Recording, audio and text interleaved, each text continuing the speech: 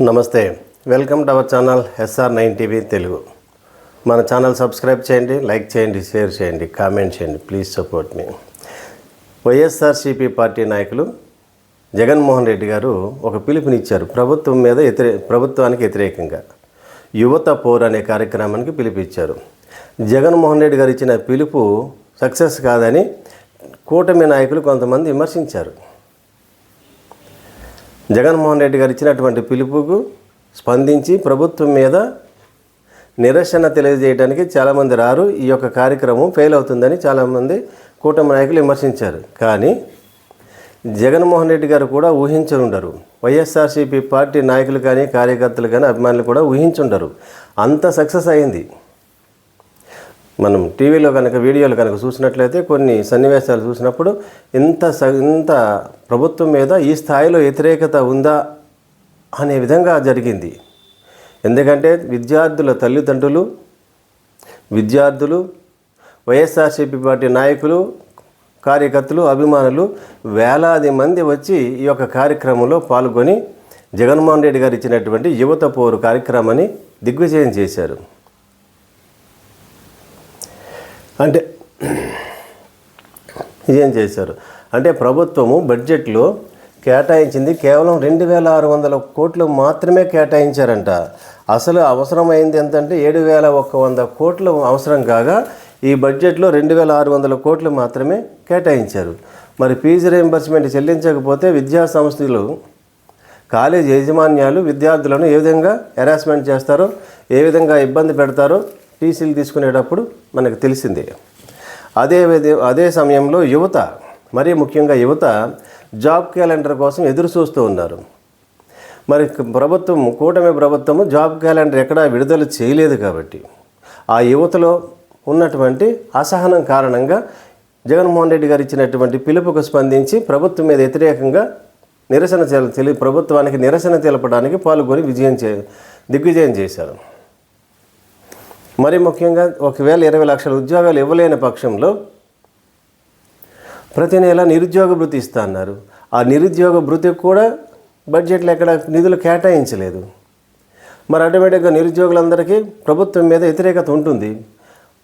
ప్రతిపక్ష మన పార్టీ నాయకుడైనటువంటి జగన్మోహన్ రెడ్డి గారు ఇచ్చిన పిలుపుకు స్పందించి వారు వచ్చి ఆ కార్యక్రమంలో పాల్గొని ప్రభుత్వానికి నిరసన తెలియజేయడానికి అవకాశంగా ఉపయోగించుకున్నారు.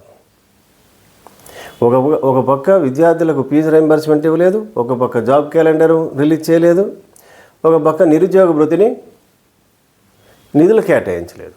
ఇచ్చినా ఇవ్వకపోయినా ముందు నిధులు కేటాయిస్తే బాగుండేది. నిధులు కేటాయించలేదు. ఆటోమేటిక్గా నిరుద్యోగులందరిలోనూ ప్రభుత్వం మీద వ్యతిరేకత పూర్తి స్థాయిలో, పతాక స్థాయిలో వచ్చింది.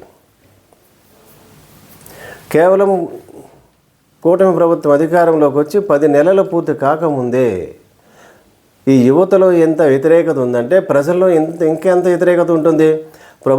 జగన్మోహన్ రెడ్డి గారు ఇచ్చిన ప్రతి కార్యక్రమం విజయవంతమైంది.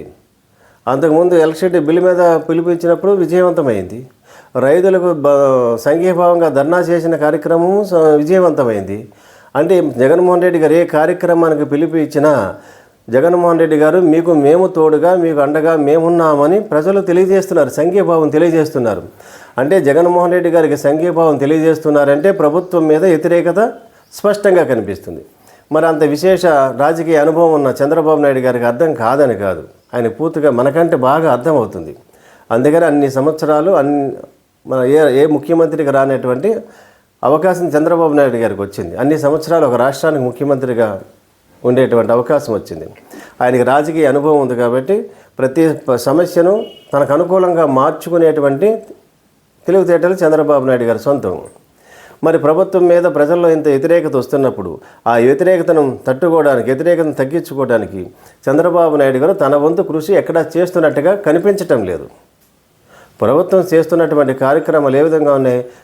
గట్టిగా విమర్శిస్తే రెడ్ బుక్ రాజ్యాంగం తీసుకొస్తున్నారు, రెడ్ బుక్ రాజ్యాంగం విమర్శలు చేస్తున్నారు. అందరూ ఎక్కువ మందిని వైఎస్ఆర్సీపీ పార్టీ నాయకులను అరెస్ట్ చేస్తున్నారు. చట్ట ప్రకారంగా ఎవరు తప్పు చేసినా శిక్షించాల్సిందే, దాన్ని ఎవరు మనం కాదన్నాం. కానీ దానికి కూడా కొన్ని నియమాలు, నిబంధనలు, చట్టం ఉంది కాబట్టి చట్టాన్ని లోబడి మాత్రమే చర్యలు తీసుకోవాలని మనం కూడా సూచిస్తాం. అంటే జగన్మోహన్ రెడ్డి గారి మీద ఎంత అభిమానం ప్రజల్లో పెరుగుతుందో మనకు స్పష్టంగా తెలుస్తుంది. ప్రభుత్వ ఉద్యోగుల్లో కూడా ఆల్రెడీ వ్యతిరేకత ప్రారంభమైంది. ప్రభుత్వ ఉద్యోగులే ప్రభుత్వానికి టీడీపీ కూటమి పార్టీలకు పూర్తి మద్దతుని తెలియజేసిన వర్గం ఏదైనా ఉందంటే ప్రభుత్వ ఉద్యోగులే. అటువంటి ప్రభుత్వ ఉద్యోగులలో కూడా వ్యతిరేకత ప్రారంభమైంది. తాజాగా మొన్న జరిగిన టీచర్స్ ఎమ్మెల్సీ ఎన్నికల ఫలితమే దానికి ఎగ్జాంపుల్. మరి ఇప్పుడు ఏమైంది?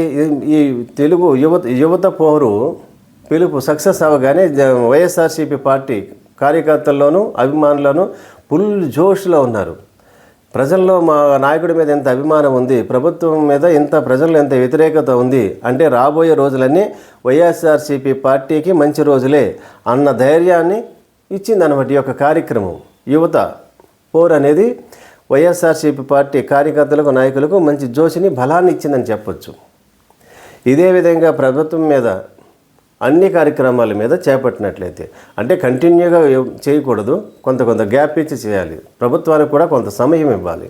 సమయం ఇచ్చుకుంటూ ప్రతి పథకము 6 హామీలను అమలు చేయకుండా ఉన్నట్లయితే ప్రతి 6 హామీలను అమలు చేయలేని పరిస్థితుల్లో ప్రభుత్వము కనిపిస్తుంది. చంద్రబాబు నాయుడు గారే 6 హామీలను అమలు చేయాలంటే ఇక్కడ ఖజానా ఖాళీగా ఉందని ఆయన స్వయంగా ప్రకటించిన తర్వాత ఇంకా చేసేటువంటి పరిస్థితులు లేవని ప్రభుత్వమే చెప్పినప్పుడు, ప్రభుత్వ అధినేతే చెప్పినప్పుడు 6 హామీలు అమలు జరుగుతాయా లేదనేది ప్రజలకు ఆటోమేటిక్గా అర్థమైపోయింది. కాబట్టి ప్రజలు ఆటోమేటిక్గా ఎప్పుడు 5 సంవత్సరాలు వస్తాయి, మళ్ళీ జగన్మోహన్ రెడ్డి గారికి ఎప్పుడు ఓట్లు వేయాలనే పరిస్థితులే కనిపిస్తున్నాయి రాష్ట్రం అంతా కూడా. కానీ లాస్ట్గా చంద్రబాబు నాయుడు గారు లాస్ట్లో అమలు చేద్దామని కనుక ప్లాన్లో ఉన్నట్లయితే అది వర్కౌట్ అవ్వదు. కాబట్టి ఇప్పుడు ఆల్రెడీ ఈ ఫస్ట్ ఫైనాన్షియల్ ఇయర్ అయిపోయింది. ఇప్పుడు బడ్జెట్ 25-26 సంవత్సరానికి ఇచ్చారు. ఈ సంవత్సరానికి కూడా మరి రాబోయే సంవత్సరానికి కూడా కష్టమే. ఆ తర్వాత సంవత్సరం నుంచి అయినా అమలు చేస్తే కొంత వ్యతిరేకత తగ్గే అవకాశాలు ఉంటాయి. ఆ మూడో బడ్జెట్లో కూడా ప్రభుత్వం కనుక నిధులు కేటాయించలేని పరిస్థితులే ఉంటే ఇంకా ఏ స్థాయిలో ప్రభుత్వం మీద వ్యతిరేకత వస్తుందో ఊహించడం కూడా ఏ నాయకుడికి సాధ్యం కాదు. 164 స్థానాల్లో మేము గెలిచామని కూటమి ప్రభుత్వం ఎంత ఆనందంగా ఉందో ఆకాశంలోనే నడుస్తుంది, భూమి మీద నడిచే ప్రయత్నం చేయట్లేదు డిప్యూటీ ముఖ్యమంత్రి గారు కానీ నారా లోకేష్ గారు కానీ వాస్తవ పరిస్థితులు తెలుసుకోండి. ప్రజలు మీ నుంచి ఏం కోరుకుంటున్నారో తెలుసుకోండి. ప్రజలు మీ నుంచి ఏం ఆశిస్తున్నారో తెలుసుకోండి. ఎటువంటి పాలన కావాలనుకుంటున్నారో ప్రజలు ఆలోచించండి. అంతేకాని ఇప్పుడు నడుస్తున్నటువంటి ఆంధ్రప్రదేశ్లో ఉన్నటువంటి పరిస్థితులు ఆంధ్రప్రదేశ్ శ్రేయస్సుకు, ప్రజల శ్రేయస్సుకు ఎటువంటి ఆనందాన్ని ఇవ్వదు, శ్రేయస్సును కూడా కలిగించదు. ఇప్పుడున్నటువంటి పరిపాలనే కనుక ఈ విధంగా ఉన్నట్లయితే ఆంధ్రప్రదేశ్లో బయట వ్యక్తులు ఎవరు కూడా ఆంధ్రప్రదేశ్కి వచ్చి పెట్టుబడులు పెట్టేటువంటి అవకాశాలు ఎక్కడా కనిపించట్లేదు. అందుకు కారణం ఇక్కడ ఉన్నటువంటి రాజకీయ వాతావరణమే, కలుషితమైన రాజకీయ వాతావరణమే. రాజకీయం వేరు, ప్రభుత్వం వేరు అనే విషయాన్ని గుర్తించినప్పుడు, కూటమి ప్రభుత్వం గుర్తించినప్పుడు మాత్రమే ఆంధ్రప్రదేశ్లో ప్రశాంతమైనటువంటి వాతావరణం ఉంటుంది. ఏ రాష్ట్రంలో అయితే ప్రశాంతమైనటువంటి రాజకీయ వాతావరణం ఉంటుందో ఆ రాష్ట్రంలో మాత్రమే పెట్టుబడులు వస్తాయి, అక్కడ మాత్రమే కంపెనీలు వస్తాయి. కంపెనీలు పెట్టుబడులు పెట్టడానికి, వ్యాపారం చేయడానికి ఆ ప్రశాంతమైనటువంటి వాతావరణం ఉన్నప్పుడు మాత్రమే ఆర్థికంగా, పారిశ్రామికంగా ఆ రాష్ట్రము అభివృద్ధి చెందుతుంది. కక్షపూరితమైన, కలుషితమైన రాజకీయ పాలన కనుక ఏ పార్టీలైనా అధికారంలోకి వచ్చిన తర్వాత ఆ పార్టీలు పరిపాలన చేస్తే ఆ రాష్ట్రం ఎప్పటికీ కూడా అభివృద్ధి చెందేటువంటి అవకాశాలు ఉండవు. అటువంటి అవకాశం కోల్పోతుంది ఆంధ్రప్రదేశ్. కాబట్టి ప్రశాంతమైనటువంటి రాజకీయ వాతావరణాన్ని ఆంధ్ర ప్రజలకు ఈ కూటమి ప్రభుత్వం అందిస్తుందని ఆశిద్దాం. మరిన్ని వార్తా విశ్లేషణలతో SR9 టీవీ తెలుగు.